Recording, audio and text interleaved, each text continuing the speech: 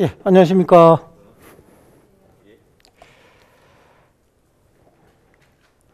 자, 오늘은 우리 교재 173페이지 기간의 계산 여기서부터 해야 되죠.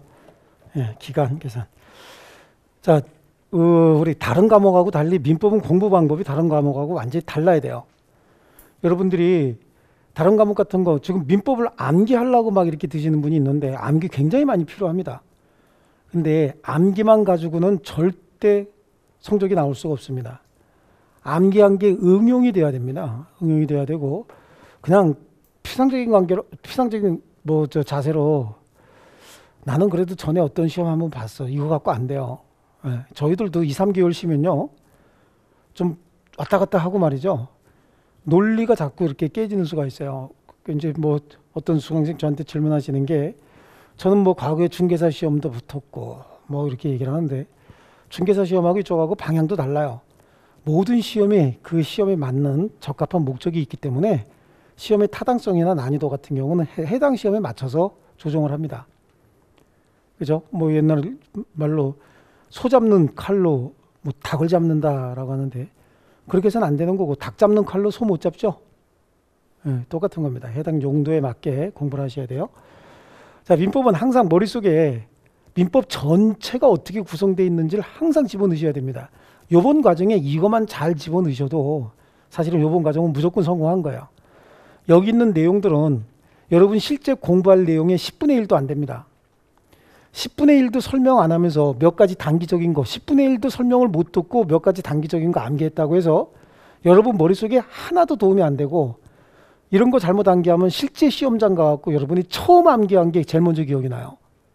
실제 시험장 가서 잘못 암기된 거 나중에 여러분 계속 괴롭힐 거예요. 그러니까 제가 처음 공부하면서 뭐라 그랬습니까? 복습도 하지 마라 그랬죠. 복습도 하지 말고 전체적인 흐름만 좀 봐라. 전체적인 구성만 좀 봐라. 이렇게 계속해서 말씀드린 거예요. 회계 원리는 분계 잘 하셔야 돼요. 그러니까 분계 열심히 하는 연습이 필요합니다.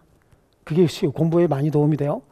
시설 계령 같은 경우는 전체적인 구조물이 있으면 구조에 갖다 붙이는 시설들 아닙니까? 그러니까 전체적인 구조를 알아야 되는 거고 민법은 전체의 흐름을 알아야 돼요. 그래서 흐름에 어떤 요소들이 구성되어 있다라고 하는 걸 알고 공부하면서 여기다가 살 붙이는 거예요. 구성 요소에다가. 요 연습을 하는 겁니다. 방향이 다 다른데 여러분은 한 가지 방향으로 공부하려고 그러는 거야. 그게 편하거든. 벌써 세 가지 방향을 정하는 것보다는 한 가지 방향으로 해서 그쪽으로 꾸준히 그거 안 되는 거예요. 그게 고등학교 때까지는 통했는지 모르지만 대학에 가서 전공 과목으로 갔을 때는 각 과목마다 그래서 전문가라고 하는 거야. 각 과목마다 공부 방향이 다 다른 겁니다. 여기 지금 우리가 배우는 과목은 전부 전문 과목이죠. 대학의 전공 과목들입니다. 자, 다시 한번 볼게요. 자, 민법이 어떻게 구성됐나 한번 볼게요. 민법은 5가지 파트로 구성되어 있습니다. 제일 먼저 뭐가 있습니까? 총칙이 있죠. 총칙이 있고 물건에 대한 권리인 물권, 법이라고도 하고 편이라고도 해요. 사람에 대한 급부 청구권인 채권이 있죠. 법이라고도 합니다. 그 다음에 어떤 자들이 친족에 해당하고 그래 가족권이죠. 이네들은 어떻게 재산을 승계받는다라고 하는 내용으로 5가지 편으로 구성이 되어 있습니다. 요거 2개를 묶어서 재산권이라고 하죠. 요거 2개를 묶어서 가족권이다라고 하는데 결국은 가족권이 존재하는 이유는 재산을 승계받기 위해서 가족권이 존재하는 거기 때문에 그래서 민법을 재산법이라고 하는 거예요. 여기는 재산의 구체적인 내용을 설명하고 있는 것이고 여기는 이 재산을 승계받기 위한 사람들의 인적 구성을 설명을 하고 있다라고 봐도 결코 과언이 아닙니다. 자, 우리 시험은 여기까지라고 얘기했죠. 여기까지인데 여기 나오는 모든 권리들은 공통점들이 있어요. 그 공통점들은 총칙에 구성되어 있습니다. 그래서 총칙의 핵심 내용은 뭐죠? 권리에 관한 내용이고 총칙은 이 전체의 시작이다 보니까 전체에 흐르는 기본 정신을 맨 앞에다가 배치했어요. 그걸 민법 전체에 흐르는 기본 원칙이다라고 해서 통칙 이렇게 얘기를 하죠. 이 통칙이라고 하는 건 민법 제1조 법원이에요. 민사에 관하여 법률의 규정이 없으면 관습법, 관습법이 없으면 조리에 의한다라고 할 때는 물권 재판이든 채권 재판이든 가족권상 재판이 됐든 분쟁이 생겨서 재판이 이루어지면 제일 먼저 법률 규정 찾아보고 법률 규정이 없으면 관습법에 의하고 관습법이 없으면 조리에 의한다라고 하는 거고 어떤 권리를 행사하든 권리 행사와 의무 이행은 신의에 쫓아 성실히 해야 된다. 그리고 어떤 권리를 행사할 때든 남용해서는 안 된다라고 하는 거예요. 자, 그 다음에 권리죠. 권리는 권리를 행사하는 자를 권리의 주체라고 합니다. 주체. 권리 행사하는 사람은 권리의 주체인데 인이죠. 인은 자연인과 법인으로 나눠져요. 그래서 우리가 공부했던 게 자연인, 그래 언제부터 자연인은 권리 능력을 갖느냐. 출생에서 사망에 이르기까지를 생존기간이라고 해서 생존기간 동안. 그럼 태아 어떻게 할 거냐. 태아도 일부 법률관계에서는 보호하겠다라고 얘기를 했어요. 그렇죠? 그리고 사람이 생존하는 동안 별일 다 겪지 않습니까? 부재자가 됐다. 부재자 재산은 어떻게 할 것이고 실종 선고받았다. 그럼 그 법률관계, 채권 채무관계, 재산관계 어떻게 정리할 것이냐라고 하는 거. 부재, 실종 공부했죠? 머릿속에 그런 게 나와 있어야 돼요. 그 다음에 권리 주체 또 하나 법인이 있잖아요. 법인은 만들어야 됩니다. 어떻게 만들어요? 모으고 모아서 만들어야 되죠. 사람 모아서 만든 게 뭐예요? 사단법인. 재산을 모아서 만든 게 재단법인. 그렇게 해서 법인을 만들면 법인이 직접 뛰어다니면서 호흡하고 일합니까? 직접 글씨 쓰고? 안 하죠. 누가 합니까? 대표기관이 합니다. 이사가. 그렇죠. 이사가 그냥 통상적인 권리 의무 행사하는 거 그건 굳이 볼 필요가 없어요. 그 대신 혹시 불법행위가 발생했을 때 그 불법행위를 이사 개인의 불법행위로 볼 것이냐 법인의 불법행위로 볼 것이냐 이런 문제가 생기는 거예요. 법인의 불법행위로 보면 이사가 한 행위지만 법인이 책임져야 되는 일이 생기거든요. 그게 법인의 불법행위 책임이다라고 하는 거 중요한 부분이죠. 그 다음에 법인이 활동을 하다가 더 이상 존재 가치가 없어지면 자연인의 사망과 똑같은 효과가 발생해야 되죠. 그걸 자연인은 사망한다 그러는데 법인은 사망한다고 안 그러죠. 그럼 뭐라고 얘기합니까? 모아서 만들었기 때문에 항상 이렇게 연상이 넘어가야 되는 거야. 모아서 만들었기 때문에 뭐라고 불러? 해산한다 그러지. 모은 걸 흩어버리면 없어지는 거잖아요. 그러니까 그걸 해산한다 그러는데 해산은 결국은 자연인의 사망과 똑같으니까 자연인이 사망하게 되면 채권 채무 관계가 상속이라고 하는 제도에 의해서 정리가 되지만 법인은 상속이 없다 보니까 법인이 해산할 때는 반드시 뭘 해야 돼? 청산을 해야 된다. 아시겠죠? 그 과정 거의 공부를 했고요. 그 다음에 권리의 객체라고 하는데 항상 이게 저는 마음에 안 들어요. 이 객체라고 하는 게 이게 일본식 표현인 거예요. 권리 행사의 대상이라고 우리말로 해도 되잖아요. 그렇지 않습니까? 권리 행사의 대상. 권리 행사의 대상은 여러 가지가 있을 수 있죠. 그거를 일본 말로는 권리의 객체 이렇게 얘기를 합니다. 일본식 표현인 거예요, 이게. 뭐 외래어도 우리한테 들어오면 우리말 되는 거 아닙니까? 버스와 같이. 그런데 버스는 뭐라고 불러? 특별히 부를 게 없으니까 그냥 버스가 우리말로 고정된 것이고 권리의 객체보다는 권리 행사의 대상 그래야 훨씬 더 먼저 들어올 거 아니에요. 길 가는 사람한테 권리의 객체가 뭔지 아십니까? 그럼 글쎄요 라고 해도 권리 행사의 대상이 뭔지 아십니까? 그러면 설명은 못해도 느낌은 확 온단 말이지. 그죠? 법학 용어 다 이렇게 바뀌어야 돼요. 무슨 노노 재팬 일제 사지 마라가 아니라 제일 먼저 우리 의식 속에 흐르고 있는 의식부터 바꿔야 되는 거예요. 이런 것부터. 그러니까 결국은 권리의 객체는 권리 행사의 뭐죠? 대상이다. 권리 행사의 대상은 여러 가지가 있지만 우리 민법 총칙에는 물건에 관해서만 규정하고 있고 이 물건은 종류가 딱 부동산 아니면 동산인 거예요. 그 부동산과 동산이 어떻게 상호작용하느냐에 따라서 주물종물로 나눴고 그 부동산과 동산이 이익을 어떻게 창출해내느냐에 따라서 원물과 과실로 나눴다. 어쨌든 걔네들은 다 물건이어야 된다. 주물도 종물도 원물도 과실도 다 물건이어야 된다. 이런 개념을 갖고 계셔야 살 붙일 때 살이 붙어 나가는 거예요. 그 다음에 권리의 변동이죠. 권리의 변동이라고 하는 건 권리의 발생, 변경, 소멸을 변동이라고 하는데 여기서 얘기하는 권리는 모든 권리가 다 포함되는 거거든요. 여기 있는 공통점을 뽑아놓은 거거든요. 그러니까 여기 있는 어떤 권리든지 권리가 발생, 변경, 소멸하기 위해서는 원인이 있어야 되죠. 원인. 그 원인은 둘 중에 하나입니다. 법률 행위가 원인이다. 이 법률 행위는 잘 모르겠으면 뭐라고 하면 된다 그랬어요. 계약이라고 하면 된다 그랬죠. 이 관념, 그러니까 어디서 법률 행위라고 하는 말이 나왔는데 이게 저게 뭔지 잘 이해가 안 된다. 그럼 뭐라고 인식해야 돼? 계약. 앞으로 공부하면서 계속해서 둘이 계약했다. 이런 관념을 갖고 접근을 하셔야 이해도 되고 암기도 되는 거예요. 이해하셨습니까? 그런 개념만 지금 가지면 우리는 공부 반은 한 거예요. 반은. 법률 행위가 없어도 권리가 변동되는 건 자기 마음대로 변동될 수는 없잖아요. 그러니까 어디 정해져 있어야 돼요? 법률 규정에 정해져 있어야 된다라고 하는 거야. 지금까지 우리가 법률 행위에 의해서 권리가 변동이 되는 거, 법률 행위가 있으려면 의사표시 있어야 되지 않습니까? 그렇죠. 법률 행위, 모든 법률 행위가 다 허용되는 건 아니에요. 반사회적 행위는 허용되지 않습니다. 그렇죠. 그 의사표시는 정상적인 의사표시이어야 하는데 그 정상적인 의사표시는 어떤 거냐?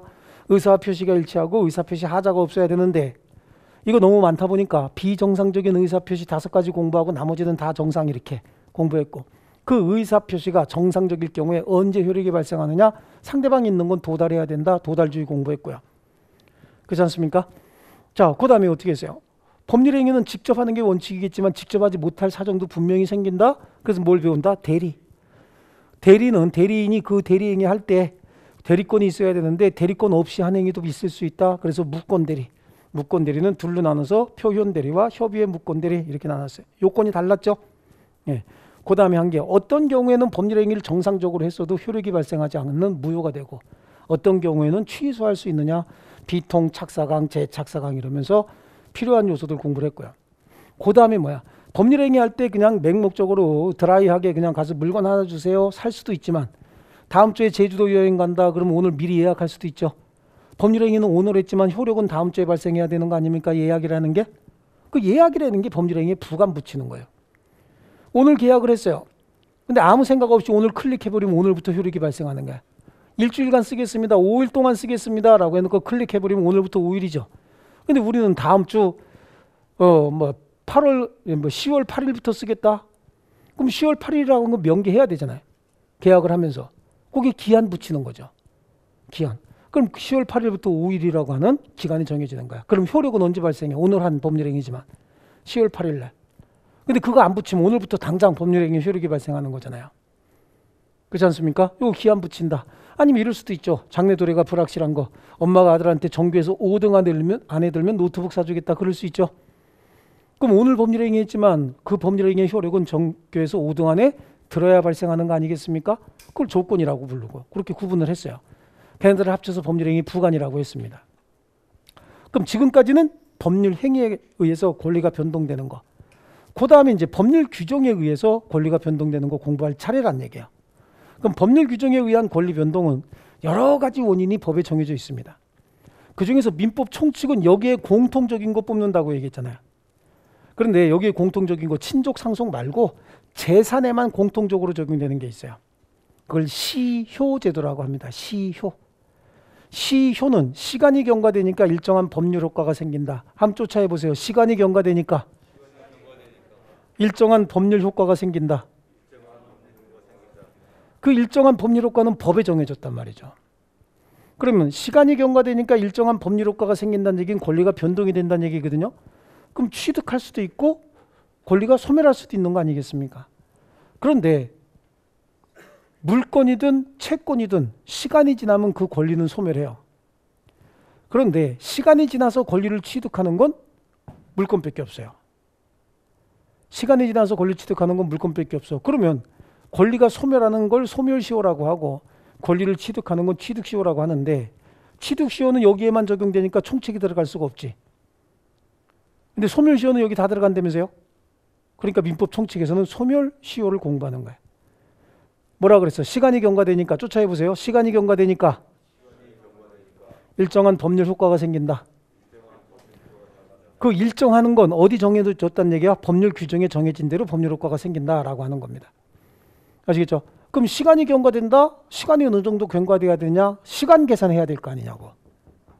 그래서 여기서부터는 이제 법률 규정에 의한 권리 변동을 이야기하는 겁니다. 그래서 시효 기간을 따지기 위해서 기간의 계산 방법이 필요해요. 자, 여기도 이제 많은 내용이 있는데 우리 시험에 나오는 건 2가지 부류인 거예요. 2가지 부류. 그래서 시간을 일주 월연으로 정했을 때, 그 다음에 연령 계산하는 거, 그 다음에 시간의 역산 이런 게 있는데 이제 이건 뭐 본수업 때 하기로 하고 우리 시험에 필요한 건 자 일단은 기간의 단위를 어떻게 줬느냐에 따라서 뭐 우리 책 보지 마시고요. 책 보지 마시고 기간이라고 하는 건 특정 시점에서 또 다른 시점까지의 시간의 연속을 기간이다 이렇게 얘기를 합니다. 시험에 절대 안 나오는데 꼭 이런 거 그려 놓는다고. 하지 말라 그래도. 뭔가 내가 모르는 것 같아서 그러는데 아니 아는 거야 다. 한 시점에서 또 다른 시점까지의 시간의 연속을 기간이라고 합니다. 여러분 기간이 뭔지 말로는 설명 못해도 기간이 뭔지 몰라요? 알죠? 이런 거 그리는 게 아니란 말이야. 쫓아가는 게. 근데 여러분 이거 하고 싶어서 손이 뜨긋뜨긋해 지금. 그리고 싶어서. 이때 이 시간의 단위는 시, 분, 초로 주어지는 경우도 있고 시간의 단위가 일, 주, 월 또는 년으로 주어지는 경우도 있는데 어떤 게 더 길어요? 이게 더 길죠? 이 시, 분, 초는 시계 보고 계산하면 되는 거야. 시계. 시계는 뭘 보고 만들었어? 태양 그림자를 보고 만드는 게 시계 아닙니까? 그래서 이거를 자연적 해석이다 이렇게 갖다 붙여놓은 거예요. 일주, 월, 년을 계산할 땐 시계에 일주, 월, 년이 들어가요? 시계만 보고 일주, 월, 년 계산할 수 있어요? 안 되죠? 그럼 이건 뭘 보고 계산해야 돼? 달력을 보고 계산하는 거야. 그래서 이걸 역법적 계산이다 라고 얘기를 하는 거예요. 역할 때 이 역이 뭐예요? 달력할 때 역인 거예요. 이것을 역법적 계산이다 라고 하는데요. 이건 즉시부터 계산하면 돼요. 10시부터 3시간 그러면 10시부터 3시간 요거 3개 이렇게 가면 되죠. 10시부터 3시간이면 3시간 후 그럼 몇 시간 몇 시 이후란 얘기야. 1시 이후란 얘기죠. 오후 1시. 그렇지 않습니까? 그래. 즉시부터 계산하면 되는 거고 시계 보고 계산하면 되는데 요거. 일주 월년은 제일 작은 단위가 하루인데 하루는 몇 시간이에요? 24시간이죠.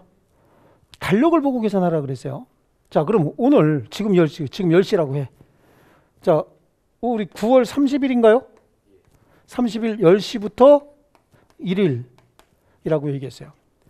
9월 30일 10시부터 1일 그러면 하루 몇 시간 채워줘야 돼?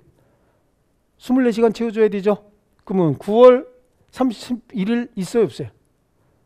없죠. 그럼 10월 1일 몇 시가 돼야 돼? 10시 이렇게 돼야 되죠? 이게 하루가 되는 거야. 우리가 이념적으로 볼 때 24시간 찾잖아. 그러니까 이게 하루가 돼야 되죠. 근데 달력에 며칠 잡혀? 달력엔 2개 찍히잖아. 9월 30일 하나 찍히고 10월 1일 하나 찍히죠. 그럼 달력 보고 계산한다 그랬는데 달력으로 지금 날짜가 몇 개 잡혔어요? 2개 잡혔잖아. 그럼 이건 2일이 돼버리잖아요. 시계 보고 계산 안 하고 달력 보고 계산한다 그랬죠.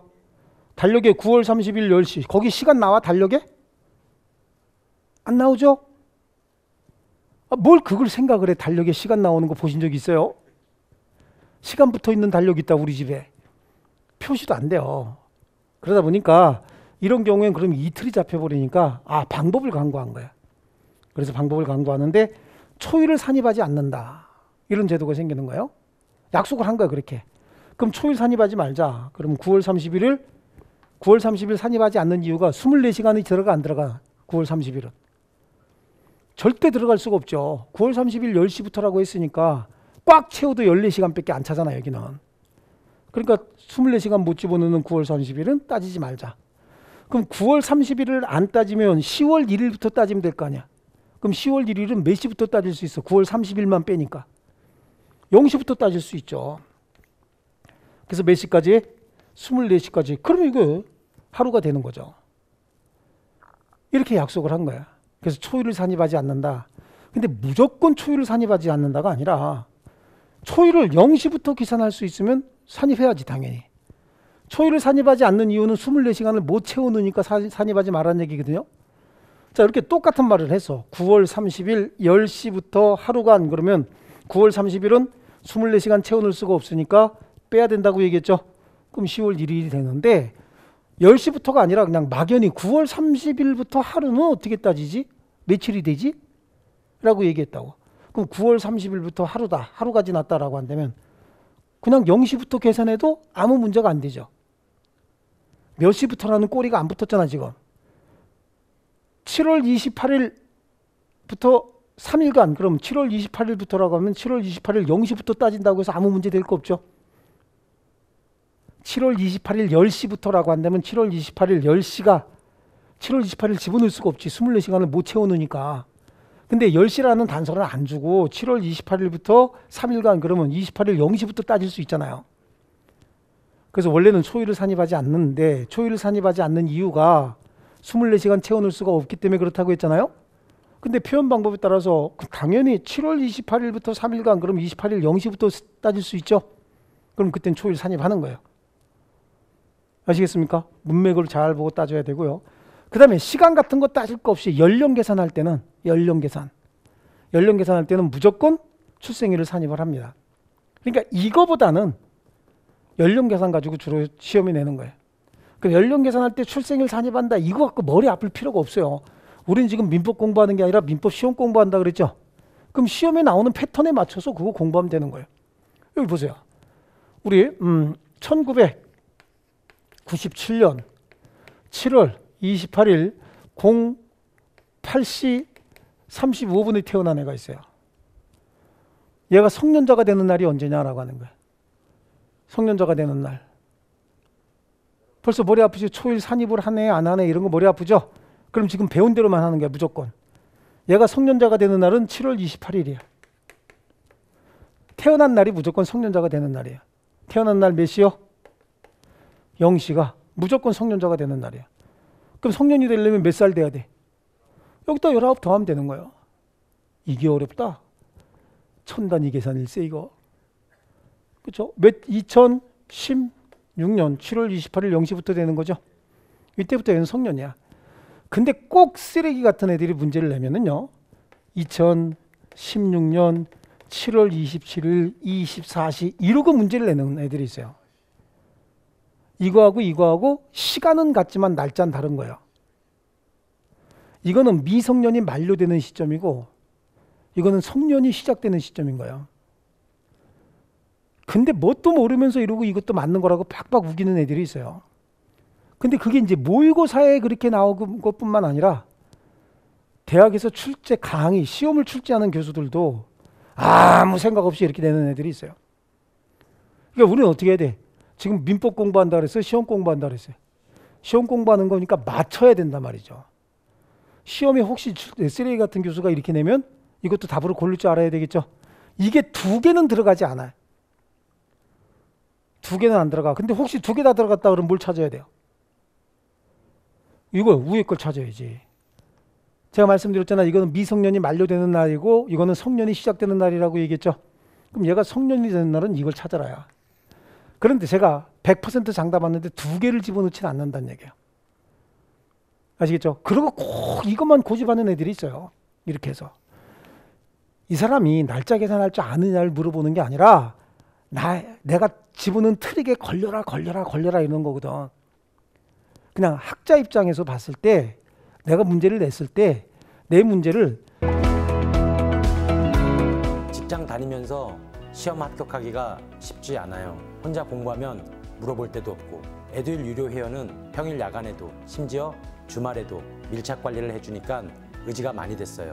에듀윌은 합격의 지름길입니다. 이 사람들이 알고 푸느냐 모르고 푸느냐라고 하는 걸 따져서 변별력을 해서 아는 사람은 맞추게 하고 모르는 사람은 틀리게 하는 게 이게 시험인 거지. 실수를 유발해서 이거는 양아치요. 양아치.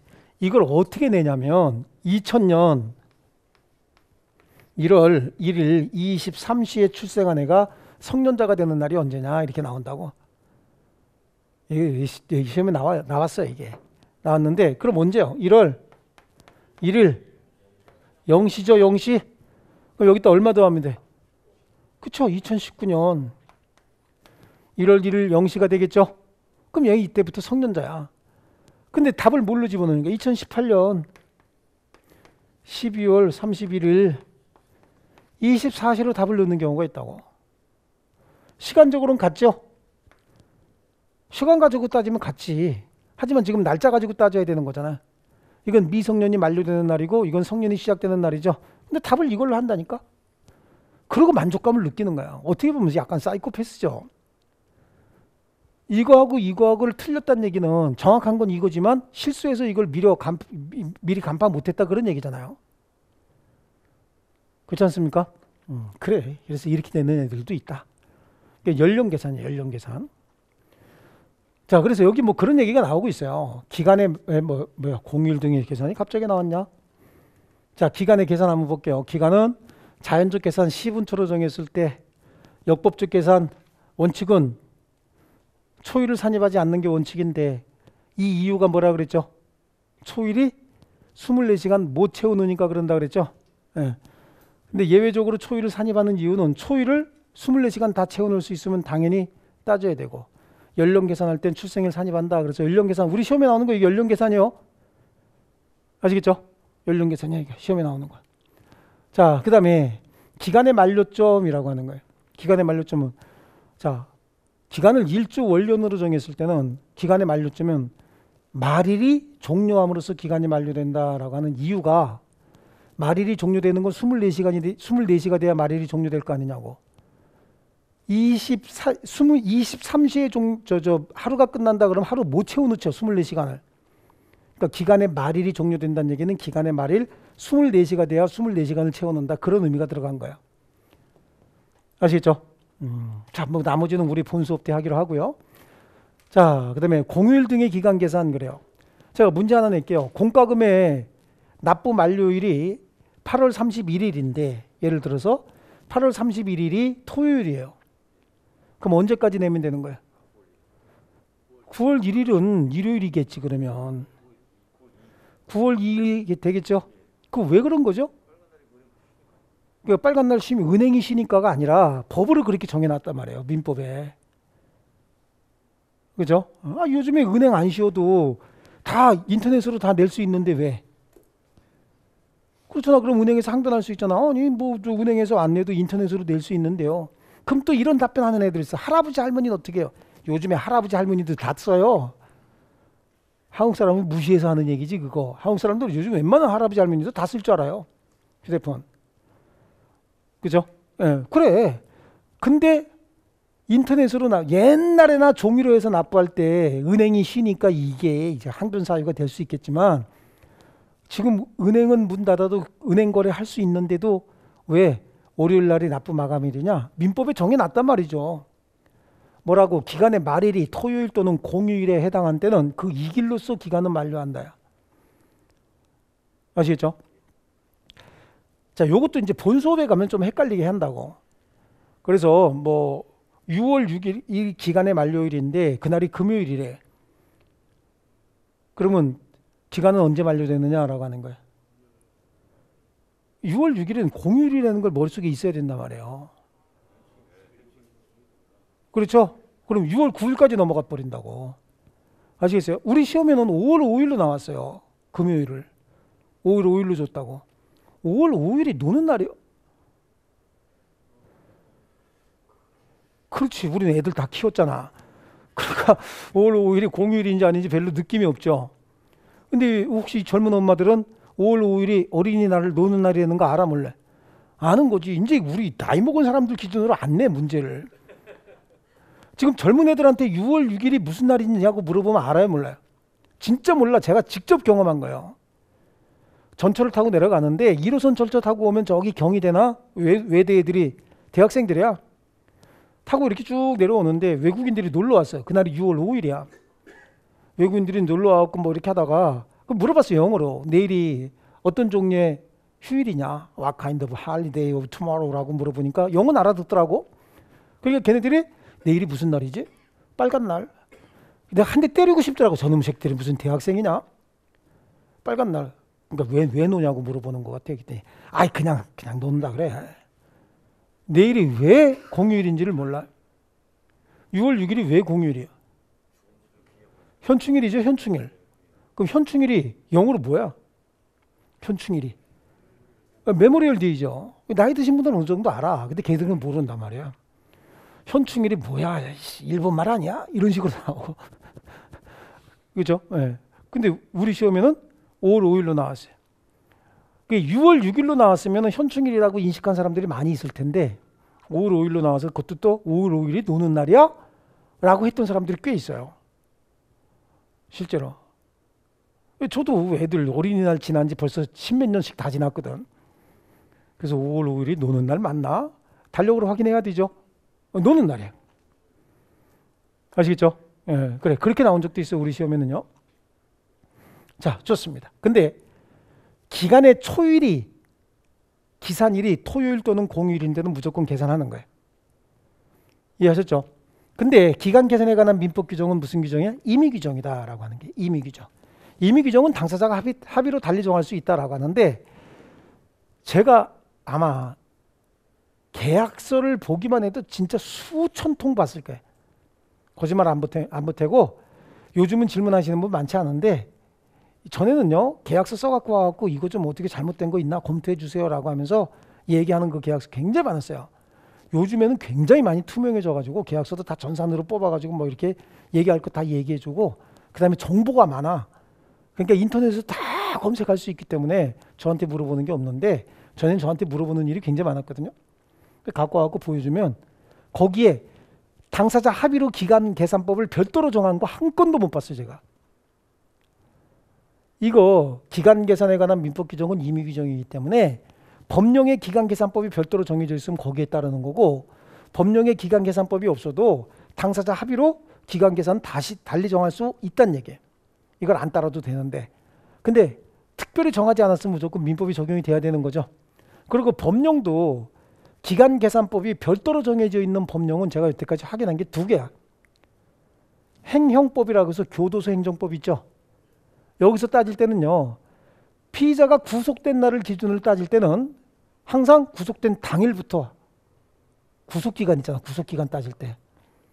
그 당일날 23시 50분에 잡혔던 당일날 00시 1분에 잡혔던 그날 무조건 들어가는 거예요.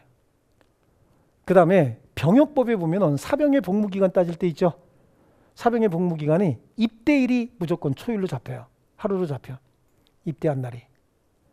요거만 좀 달리 정해져 있고 특별히 기간계산법을 정해놓은 건 아직도 확인 못했어요. 2가지만 확인했어요. 다른 법에도 거의 없어요. 그러니까 그냥 특별히 정하지 않았으면 민법 규정을 따른다 그런 얘기죠. 이해하셨죠? 요게 다가 아니야. 이제 가면은 역산법도 있고요. 나중에 법령이 공포가 되면 그 법령이 공포가 되면서 부칙에다가 공포한 날로부터 3개월 지난 후에 효력이 발생한다. 그럼 효력 발생일이 언제냐 따져야 되고 반대로 법령에 효력 발생일을 주고 부칙에는 공포일로부터 6개월이 지나면 효력이 발생한다고 돼 있다. 그럼 이 공포일이 언제냐라고 해서 역산해서 따지고 이것도 나와. 근데 그런 것들은 벌써 머리가 좀 아플라 그러잖아. 그러니까 이런 것들은 제가 어떻게 한다 그랬어요. 공식 같은 거 만들어줘서 공식 갖다 집어넣기만 하면 그냥 답이 나오게 만들어줘요. 아시겠죠? 예, 자 좋습니다. 지금 궁금하죠? 어떻게 하나? 필요 없어요. 이 전체적인 틀만 그냥 머릿속에 넣으면 돼요. 됐습니까? 자, 그 다음 이제 시효제도를 보겠습니다. 시효, 지금 우리 교재는 174페이지죠. 시효. 시효는 시간이 경과됨에 따라서 일정한 법률 효과가 생긴다를 줄여서 시효라고 한다 그랬잖아요. 그럼 결국은 시간이 경과되니까 법률 효과, 권리가 발생, 변경, 소멸한다 그런 뜻이잖아요. 그러니까 얘도 결국은 권리 변동의 원인이죠. 권리 변동의 원인을 우리 한 번에 줄여서 뭐라고 얘기한다 그랬어요? 법률 요건. 이제 나중에 이제 화살표 이렇게 보면은 화살표 중간에 법률 요건 그래서 법률행위 아니면 법률 규정이라고 했잖아요. 이게 법률 규정에 의한 권리 변동이거든. 그러니까 시효도 일종의 권리 변동의 원인이거든요.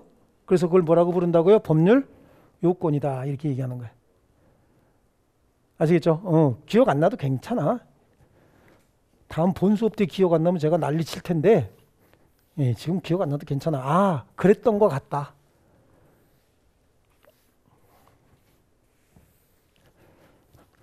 자, 그럼 시효라고 하는 거 잠깐 볼게요. 시효. 시효는 시간이 경과되니까 일정한 법률 효과가 생긴다를 줄임말로 시효라고 한다 그랬죠. 그 시효는 2가지가 있어요. 취득시효가 있고 소멸시효가 있다라고 얘기를 해요. 시효는 권리를 취득하는 취득시효가 있고 권리가 소멸하는 소멸시효가 있다라고 얘기를 해요. 시간이 경과되니까 권리를 취득한다. 시간이 경과되니까 권리가 소멸한다라고 할 때 그 시간은 짧은 시간은 아닐 거예요. 그렇죠. 잠깐 놔두다가 고개 돌렸다가 이렇게 하니까 저분께 됐다 이럴 수는 없잖아요. 그러니까 그 시간은 짧은 시간이 아니고 장시간일 겁니다. 장시간이 흘러야 되는데 어떤 상태에서 장시간이 흘러야 되느냐 이걸 따져야 되는데 권리를 취득한다는 얘기는 원래 권리 없는 자가 권리가 생기는 게 권리 취득이죠. 에? 권리가 소멸한다는 얘기는 있는 권리가 없어진다는 뜻 아닙니까? 취득시효는요. 권리 없는 자가 권리 없는 자를 이렇게 불러요. 무권리자가. 무권리자는 권리 행사할 수 있는 자예요, 없는 자예요? 권리 행사할 수 없는 자잖아요. 권리를 행사할 수 없음에도 불구하고 권리를 행사하는 기간이 장기간 동안 계속된다는 얘기야. 오랜 기간 동안 권리 행사하는 상태가 계속이 되면 궁극적으로 그 권리를 취득할 수 있도록 해주겠다라고 하는 겁니다. 이게 취득시효 제도고, 취득시효는 물건만 가능해. 채권은 가능해, 불가능해? 물건만 가능한 게 물건만. 채권은 불가능해요. 그러니까 얘는 물건법에 나와. 근데 소멸시효는 그럼 뭐냐? 소멸시효는 이제 반대 개념이겠지. 현재 권리 있는 자가, 그러면 권리자는 권리를 행사할 수 있는 자 아닌가요? 권리 행사할 수 있는 자가 권리를 행사하지 않는 상태가 장기간 동안 어떻게 되고 있대요? 계속되고 있다는 거야. 그럼 권리 행사할 의지가 없고 권리 갖고 싶은 의지가 없는 거지. 그럼 권리를 어떻게 한다고요? 소멸시켜버리겠다. 이게 소멸시효인 거예요. 이거는 취득시효나 소멸시효는 재산에만 적용이 되지, 가족권이 오랫동안 가족권을 행사하고 있었다. 그럼 가족권을 시효 취득할 수 있나요? 이게 가능하다 그러면 다 납치해가. 마음에 드는 연예인들 납치에다가 몇 년만 데리고 있을까? 양육해버리는 수가 있어요. 그렇죠? 만약에 가족권이 소멸시효에 걸린다라고 한번 해보세요. 그럼 가족권이 소멸시효에 걸려서 몇 년이 지나면 가족이 아니다. 그럼 이산가족은 이미 남이지 다. 이산가족 만날 필요가 없어지는 일이 생길 수도 있어요. 그래서 재산권에만 적용이 되고, 이거는 물권, 채권 다 들어가요. 근데 이거는 물권에만 들어간다고. 그러니까 이건 물권법에만 있는 거고, 이거는 총칙에서 정해놔야지. 물권, 채권의 공통적인 거니까요. 이해하셨죠? 자, 시효 그럼 뭐냐? 시효의 개념을 설명을 했어요. 시간이 경과됨에 따라서 일정한 법률 효과가 생기는 것이고, 취득시효와 소멸시효로 나눈다라고 얘기했죠. 취득시효는 여기 있는 내용보다 이 개념 가지고 머릿속으로 정리하는 게 훨씬 나아요. 아시겠죠? 소멸시효도 마찬가지고요. 자, 그러면 우리는 민법 총칙에서는 뭐만 공부한다 그랬어요? 소멸시효. 왜 소멸시효만 공부하냐면, 그렇지, 물권과 채권의 공통적인 내용이기 때문에 소멸시효만 공부한다라고 하는 거예요. 자, 그러면 이제 소멸시효 공부하는데 이 내용을 제가 다시 한번 정리할 거예요. 여기다가 여러분이 지금 이 내용 다 공부해야 되는 거예요. 그러면 여기다 싹 지우고,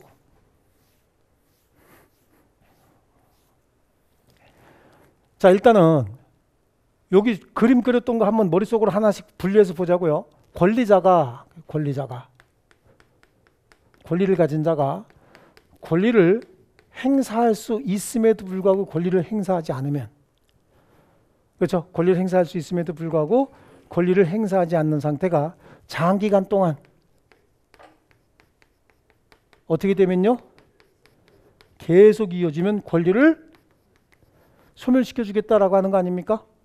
이게 소멸시효야. 그럼 모든 권리가 다 소멸시효에 걸리느냐? 그렇지 않아요. 소멸시효에 걸리지 않는 권리들도 있고, 소멸시효에 걸리는 권리들도 있어요. 이 소멸시효에 걸리는 권리는 기간에 따라서 20년짜리도 있고요, 10년짜리도 있고, 5년짜리도 있고, 3년짜리도 있고, 1년짜리도 있는데, 이 5년짜리는 상사채권이야. 상거래로 인한 채권. 민법에 있는 채권이 아니라 상법에 있는 채권이에요. 근데 이게 우리 시험에 가끔 등장을 해요. 우리 시험을 상법 교수들이 내는 경우도 가끔 있어서 그런 것 같아요. 요거는 걸리는 권리는 여기서 다 외워야 돼. 하나도 빠짐없이 다 외워야 되는데, 이건 너무 일반적인 내용들이고, 이거는 상사채권이라고 그냥 나와. 상사채권. 그럼 상사채권은 상거래로 인한 채권이다, 그런 뜻이죠. 상법상 채권이란 얘기야. 민사, 개인 간의 거래고, 상법상 거래다, 그런 뜻이거든요.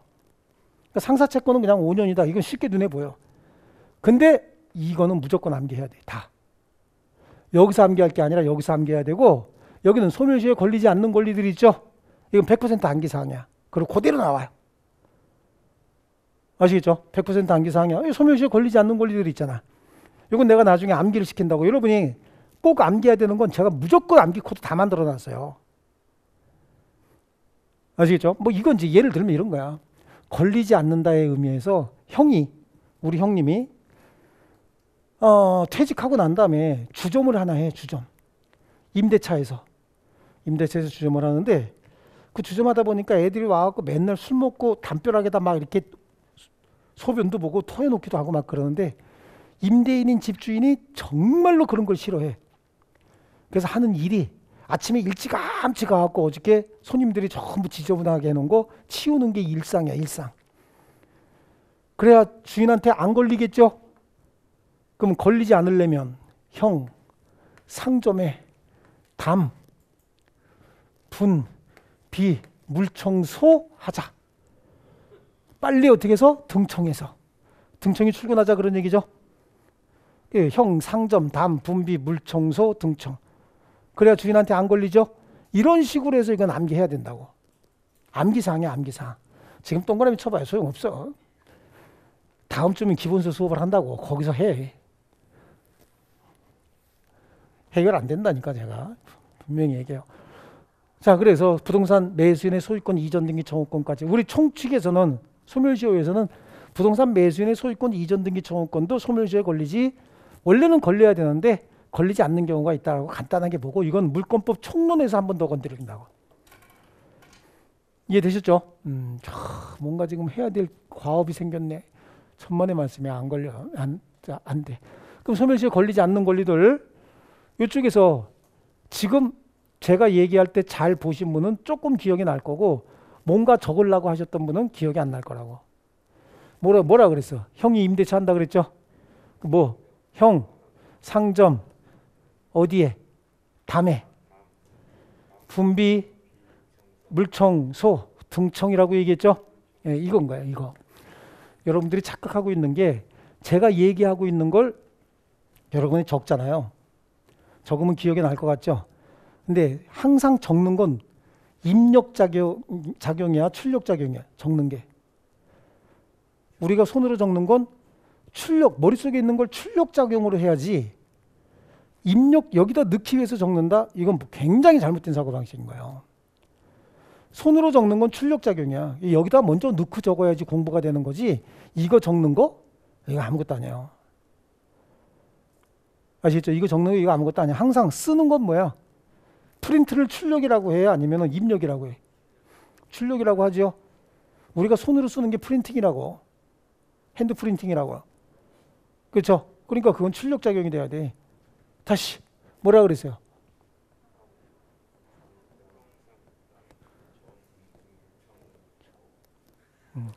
안 쫓아오면 그냥 넘어갈 거예요. 이제 안 쫓아오면 넘어갑니다.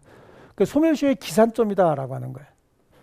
소멸시효는 언제부터 시작이 되느냐라고 하는 거예요. 여기도 기산점이라고 안 그러고 시작점이라고 해도 될 텐데 그럼 조금 더 쉽게 여러분한테 접근해서 오지 않습니까? 근데 소멸시효 기산점이라고 해요. 시작점 우리는 그냥 수업 시간에 권리자가 권리를 행사할 수 있는데 권리를 행사하지 않으면 이때부터 소멸시효가 시작이 되는 거예요. 그럼 권리를 행사할 수 있음에도 불구하고 행사하지 않는다. 그러면 권리를 행사할 수 있는 시점. 이것도 100% 암기사항이야. 이건 법률 규정에 의한 권리 변동이기 때문에 법률 규정을 암기해야지 답을 풀어요. 근데 암기하지 않아도 돼 이거는. 왜냐하면 암기를 하지 않아도 그 내용을 우리가 알 수가 있어요. 공부가 돼 있으면 아는 거야. 여기 있는 내용만 가지고 보세요. 이거 잘 읽어볼게요. 채무불이행. 채무불이행은 이렇게 두 가지가 있는데 채무불이행으로 인한 손해배상 청구권. 여기까지만 읽으면 손해배상 청구권이 왜 생겼어요? 채무불이행으로 생겼죠. 그럼 저 손해배상 청구권 언제부터 행사할 수 있는 거예요? 채무불이행 시부터. 손해배상 청구권이 왜 생겼다고? 채무불이행으로 생긴 거란 말이에요. 그럼 그때부터 손해배상 청구권 행사할 수 있는 거죠. 근데 행사하지 않았다. 그럼 소멸시효 시작돼야 되지. 그러니까 채무불이행으로 인한 손해배상 청구권의 소멸시효는 언제부터 시작해? 채무불이행 시부터 시작한다.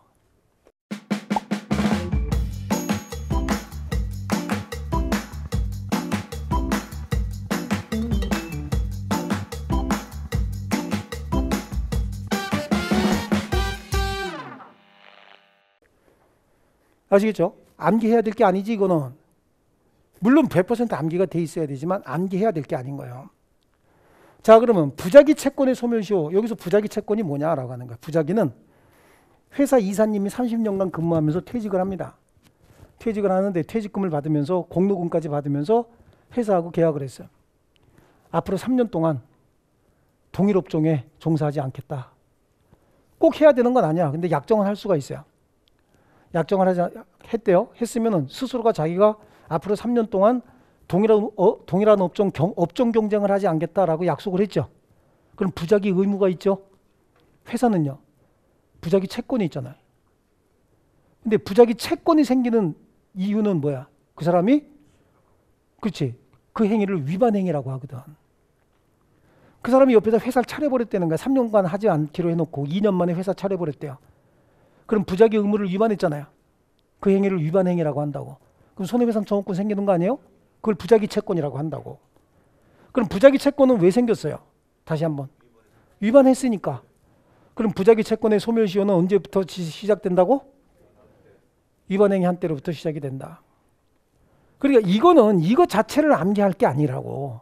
기계적으로 암기할 게 아니라 이 채권은 언제부터, 이 권리는 언제부터 행사할 수 있는가라고 하는 인식이 있어야 잡아내는 거야. 근데 굉장히 특이한 것들은 또 몇 개가 있어요. 그건 이제 판례가 얘기한 거야. 분쟁이 치열하게 되니까 판례가 정해준 것들. 애매한 것들 있잖아요. 그래서 이제 판례가 정해준 건 그것만 별도로 암기하면 되는 거예요. 근데 그것도 굳이 암기하지 않아도 금방 머릿속에 들어와요. 예를 들면 2번 환자가 있지. 2번 환자. 2번 환자에 대한 의사의 진료비 채권 있지 않습니까?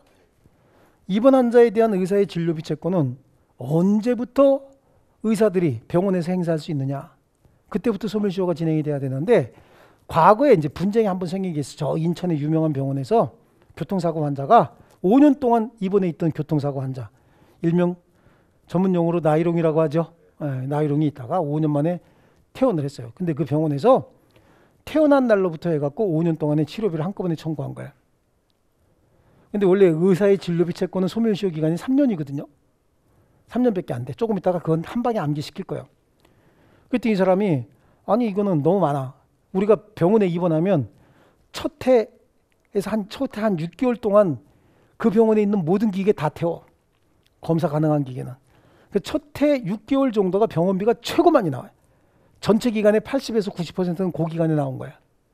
나머지는 뭐야? 나이롱이니까 먹은 거밖에 없겠죠. 다인실에 누워갖고 맨날 저녁이면 나가서 소주 한잔 먹고 들어오고 그러고 환자복 입고 뭐 이거밖에 없는 거야. 소송이 됐어요. 소송이 됐는데 가만히 생각해 보세요. 병원에 입원 환자에 대한 의사의 진료비 채권은 환자가 퇴원해야만 청구하는 거예요? 아니지. 입원 중에도 청구할 수 있죠. 그럼 언제 청구하느냐? 시점을 정해준 거예요. 법원에서. 의사의 개별 진료가 끝나면, 하나의 진료가 끝나면 청구 금액이라든지 진료 금액이 확정이 되잖아요. 하나하나 끝날 때마다. 그래서 분쟁이 되니까 병원 측에서는 퇴원한 때로부터다. 그때부터 기산해야 되니까 아직 기간 남았다라고 얘기했고, 환자는 개별 진료가 끝난 때로부터 청구할 수 있는데 청구 안 했다. 그래서 퇴원하고 앞에 있던 최초의 그 많은 2년분은 못 받은 거예요. 3년분만 받은 거예요. 5년 입원했다 그랬잖아요.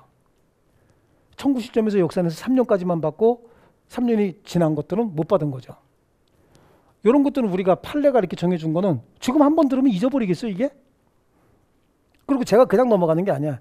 가만히 생각해 보세요. 우리가 입원했던 적도 있을 테고 집안 사람이나 아니면 누가 친구가 입원한 적도 있을 텐데 입원 환자 가서 면담하다 보면 간호사가 약 갖다 주면서 청구서 갖다 주죠. 중간 정산이 아니라 그게 이제 하나의 진료가 끝난 거예요.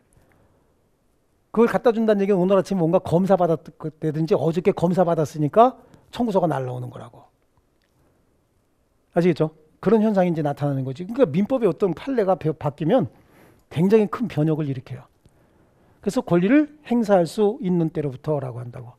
그러니까 이런 것들은 굳이 암기 사항이지만 굳이 암기를 제가 안 시켜요.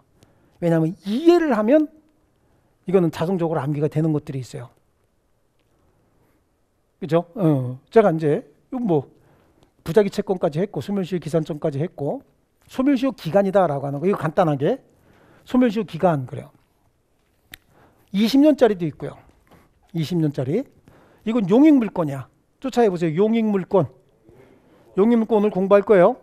그 다음에 일반적인 채권 특별히 정해지지 않은 채권은 몇 년? 10년. 그리고 3년짜리가 있고 하나 넘기면 1년짜리가 있고 이거 싹 다 암기해야 돼요. 하나도 빠짐없이 다 시험에 나왔던 거예요. 하나도 빠짐없이. 근데 놀랄 거 없어. 한 방에 암기시킨다 그랬죠? 여러분 암기할 거는 제가 무조건 한 방에 다 암기시켜버려요. 이거는 여기 보시다시피 직업과 관련된 채권이야 전부. 직업. 우리가 어떤 일을 해주고 그에 대한 대가로서 보수를 받는다는 얘기는 전문가라는 뜻이잖아요. 프로축구 선수는 직업이 뭐예요? 축구. 축구하고 돈 받는 거잖아. 프로야구 선수는 야구하고 돈 받죠?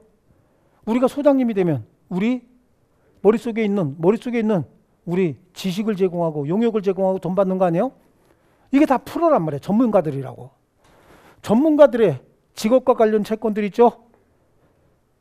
기술자들의 직업과 관련된 채권들은 전부 다 3년이야. 그럼 여기도 보세요. 말이 어렵지만 급여를 받는다는 얘기는 노무 제공하고 급여 받는다는 얘기잖아. 얘도 결국은 직업과 관련된 전문가라는 뜻이고, 나머지 이거 이자, 부양료, 사용료, 기타 이런 것들은 뭐냐면 순환주기가 1년 이내의 기간으로 정해서 한 번 이상이라도 돌아오면 그건 무조건 3년인 거야. 그럼 우리 월급은 매월 받잖아. 그럼 1년에 몇 번 돌아왔어? 12번. 그럼 순환주기가 한 번 이상이죠. 만약에 분기마다 한 번씩 뭔가 받기로 했대. 분기마다 한 번씩. 그럼 1년에 몇 번 돌아와요? 4번 돌아오잖아. 그럼 1년에 한 번 이상 돌아왔죠. 그럼 그거는 3년이야. 반기마다 한 번씩 받기로 했대. 반기마다.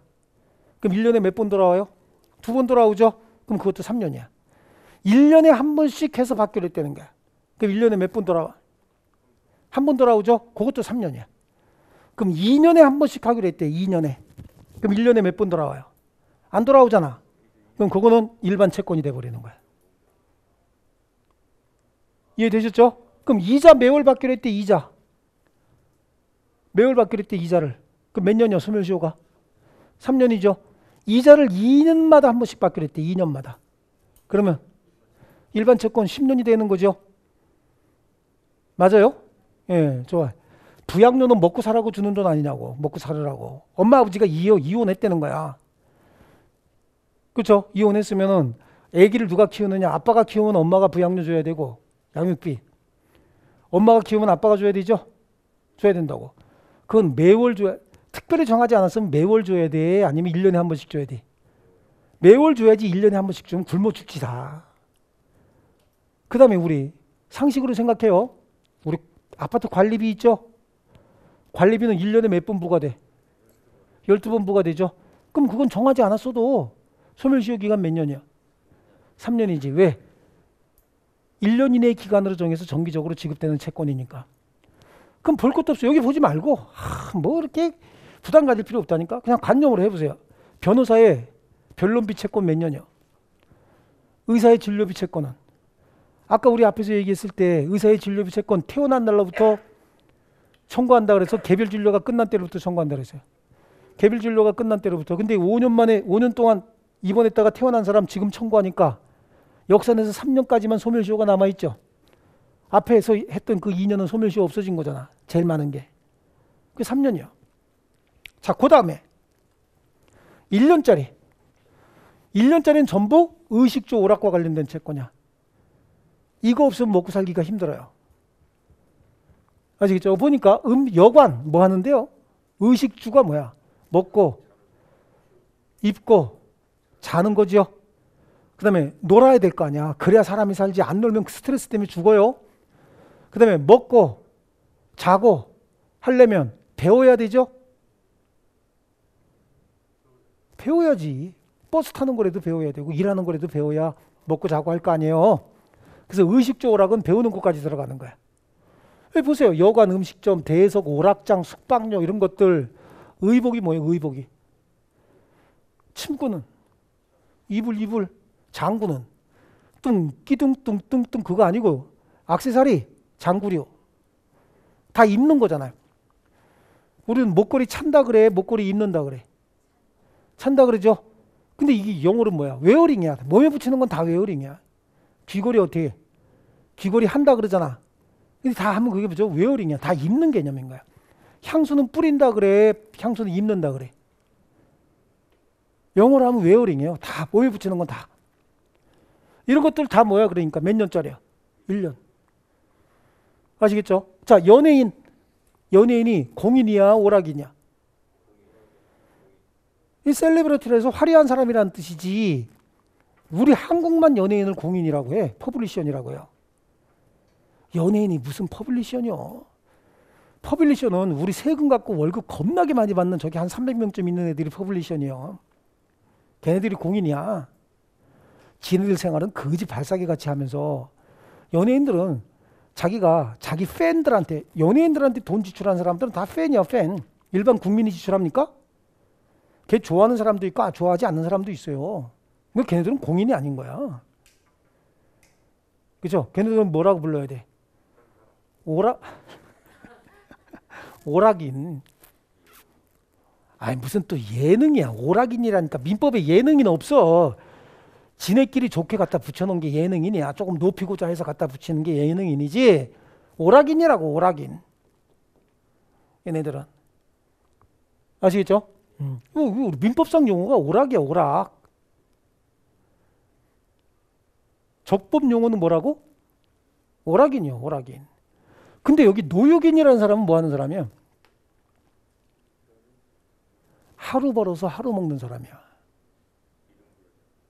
노역인은. 그러니까 일용 근로자들 하루 벌어서 하루 먹는 사람들 있죠. 그래서 이 영어로 뭐라 그래? 핸드 투 마우스라고 하잖아. 손으로 벌어서 입으로 먹는다라고 해서 핸드 투 마우스라고 하거든요. 영어로. 그런 개념이 다 반영이 된 거예요. 여기에.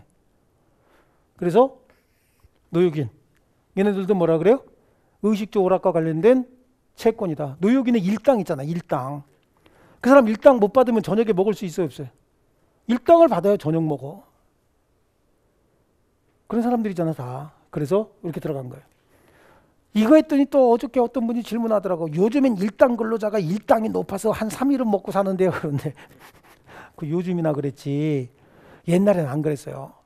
제가 대학 졸업하고 복학하기 전에 공무원 시험 봐서 붙었어요. 3학년 복학하기 전에. 그 발령이 나야 될 거 아니야. 그럼 그동안 뭐 해요?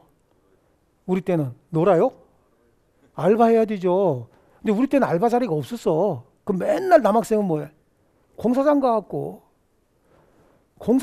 들집 매요. 이거 모래하고 벽돌 날라다가 그 아시바 타고 올라가고 꼭대기에다가 벽돌 날라고 이거 한다고. 그것도 조금 이렇게 조금 게으름 피면 막 위에서 욕하고 막 벽돌 던지죠. 어린 놈들이 와가지고 막 이러면서. 그리고 얼마 받은지 아세요? 끝나고 8시간 동안 이거 을러매고 어깨 다 까지고 7,000원? 4,500원 받아요. 4,500원. 근데 4,500원 받고 친구하고 같이 가갖고 4,500원 받아서 많이 받은 거야. 우리 아버지가 15,000원, 16,000원 받을 때니까. 그래서 월급이 15,000원에서 16,000원 막 이럴 때 우리 아버지 월급이. 그때가. 그래 많이 받은 거지.